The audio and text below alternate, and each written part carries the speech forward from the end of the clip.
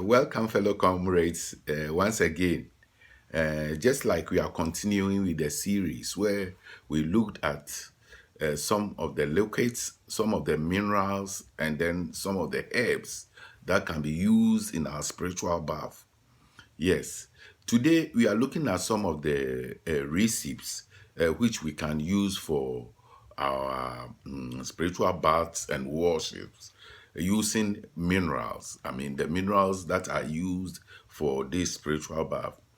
And we'll have a look first at protection bath. Protection bath can be made out of salt. I mean, rare common salt or rough salt. That is a half cup of salt and then 1 tablespoon of ammonia. Then half cup of vinegar. This can be used for protection bath. Then uncrossing bath, that is where you feel you have been crossed and you need to uncross yourself. You also need ice cream salt, half cup, and then vinegar, 1 cup of vinegar, then 9 drops of turpentine. 9 drops of turpentine. This is used for uncrossing bath. Then we'll also look at a victory bath. Victory bath can be made out of Epsom salt. Epsom salt, half cup of Epsom salt, 1 tablespoon of ammonia, and then red pepper. Red pepper is very hot, so you only use a pinch of it. That is used for victory bath. That's where you want to victory. Yes. And then we have spiritual cleansing. Spiritual cleansing bath is made of half cup of salt, half cup of salt, then half cup of Epsom salt, Epsom salt, then 1 tablespoon of saltpeter.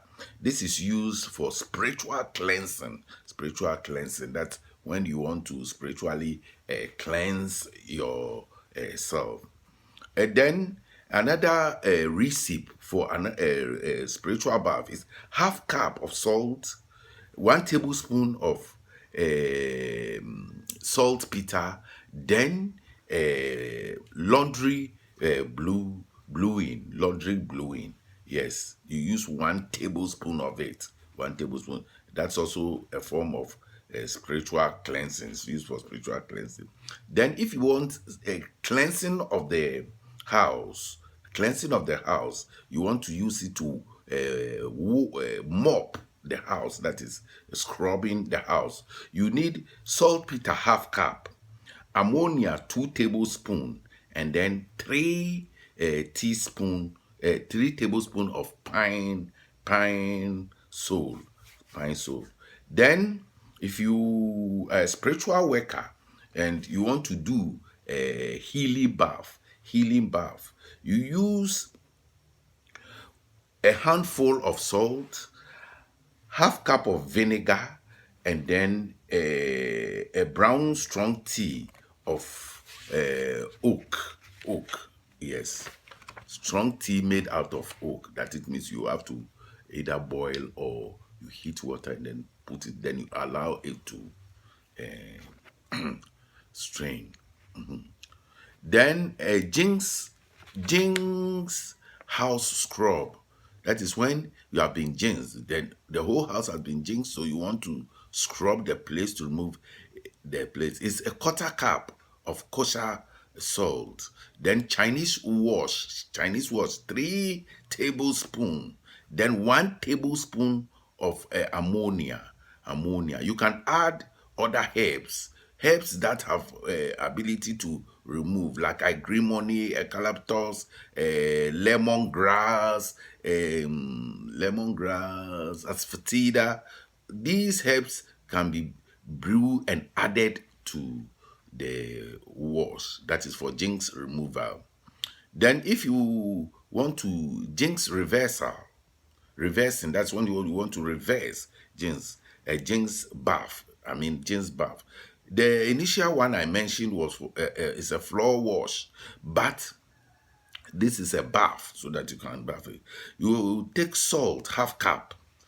Then you put 9 drops of cast off oil or stop evil oil. You just put 9 drops. Then eucalyptus leaves, a handful. In the absence of that, I think you can use essential oil, just about 9 drops of essential oil of eucalyptus into your bath for jigs, reversing of jigs. Then, if you want to do more protection bath, yes, protection bath, you use saltpeter 1 tablespoon, ammonia 1 tablespoon, then cinnamon powder a pinch. I've always been saying that cinnamon is also very hot. Yes, especially if you use the essential oil, it reacts adversely, or yes, because I have an allergy for it, it acts adversely to my skin. So we'll end here. These are some of the recipe for making of mineral baths. I've always been pushing that mineral baths become very effective when you add herbs. Yes, herbs. And then the liquid bath, you just cut across all the 3 items. It becomes very effective. For now, I think we'll leave the herbal baths here so that we can visit other. Those who will want to have in-depth knowledge of this bath, where we brew and we wash some of the herbs, where we allow some of the herbs to ferment. I mean, some of the herbs that are common here in Africa, we allow it to ferment. You understand? Yes, over a period of 3 days, the process of doing it. Sometimes when you have allowed the herbs to stay in the water for over 7 days, the scent is very, very pungent, and very, very pungent, and it smells very bad. But there is a process to maintain so that the herbs do not they get that bad before you use them for spiritual bath. You can either boil your herbs, or you can either wash them, as is done here in Africa. We wash the herbs, then you strain them, then you add your minerals to it, and then you can have your spiritual bath. Always remember that spiritual baths can be blessed with the Psalm 37. Thank you and stay blessed. It's been another round of time, and I suppose I've come to you giving you nuggets of truth. We'll divert to other things. Those people who are interested to go have an in-depth music can join my private class. Yes, for a token fee, I will teach you on specific topics. It doesn't matter which part of the globe you are. I'm capable of doing a 1 hour, sometimes 4 hour. That is 1 hour every week, 1 hour every week, 1 hour every week on the phone, just for a token of fee. And if you reach me on my line, we can make that arrangement. Then we can pick specific topics. Those who want to go into spiritual baths, we can look at some of the recipes, look at how the number of herbs that should be added and why they are added. Yes, in that order. But for now, I think I'll bring the curtains to a close. I'll draw the curtains on the spiritual bath so that we can proceed to other interesting topics. It's a pleasure having you once again. This is your Rabbi, Dr. Afol. Shalom, shalom, Baruch Hashem. Bye.